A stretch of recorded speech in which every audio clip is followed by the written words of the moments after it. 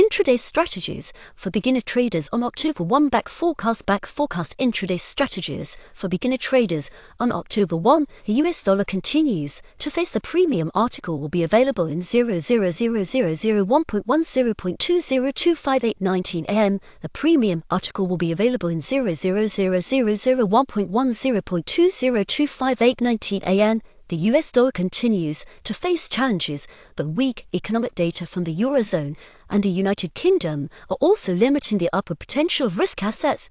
Yesterday, a sharp drop in the US Consumer Confidence Index for September led to dollar weakness and supported the euro. The index came in significantly below analyst expectations, which were more optimistic.